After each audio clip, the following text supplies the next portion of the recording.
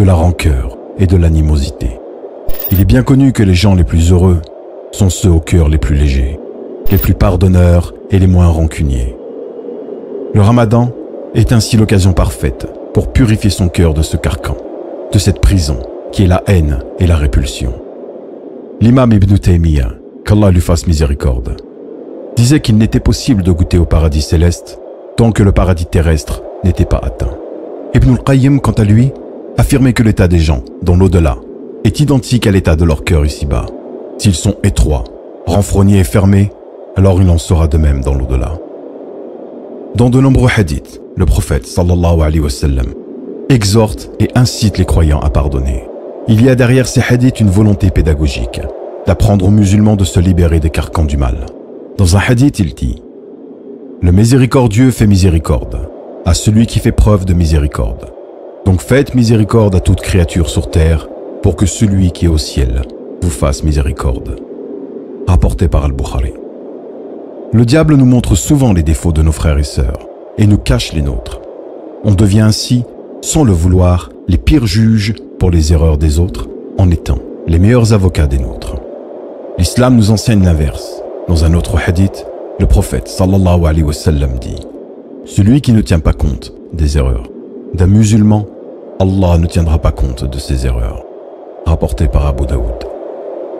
Qui parmi nous n'aimerait pas avoir ses péchés pardonnés le jour dernier? Qui n'aimerait pas qu'Allah ne tienne pas compte de ses péchés et erreurs? Un pieux prédécesseur disait, dans une grande sagesse, que le mal que lui infligeaient les autres était pour lui un signe d'Allah que son comportement s'est égaré et qu'il a certainement commis un péché pour ceci. Subhanallah. Quand on lui faisait du mal, il ne se plaignait pas en remettant la faute sur l'autre, mais il estimait que ceci provenait sûrement d'un de ses péchés passés. Que le mois du Ramadan soit pour nous tous le mois du pardon, du rapprochement, qu'il soit l'occasion et l'opportunité d'effacer l'ardoise de tout le passé. On a souvent le courage de prendre la décision de couper les ponts avec les autres, mais rarement celui de renouer les liens, car chacun dans son côté, on croit être lésé par l'autre. Ne pas les oublier, ne pas pardonner, c'est garder un poids sur son cœur, c'est prendre le risque de mourir le cœur gros, et c'est garder son esprit parasité par les erreurs des autres, alors qu'il devrait se focaliser sur les siennes. Prends donc l'initiative, mon frère, ma sœur, de faire le premier pas vers l'autre. L'autre que ton cœur a décidé de plus apprécier.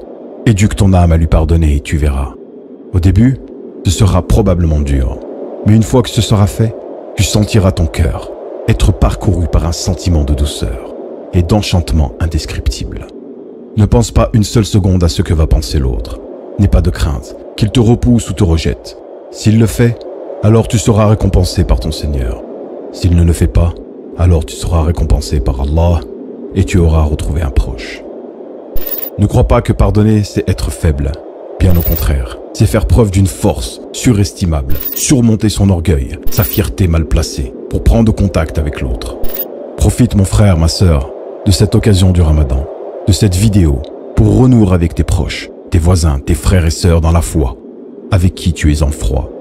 Si tu n'as pas le courage de les appeler, ou ne serait-ce que d'envoyer un message pour les inviter à rompre le jeûne, eh bien dans ce cas, envoie simplement cette vidéo à la personne concernée. Peut-être qu'à son tour, elle fera le nécessaire pour renouer les liens. Le Ramadan, c'est le mois du pardon d'Allah. Et quiconque croit au pardon d'Allah, croit également au verset suivant, derrière lequel nous devons tous œuvrer.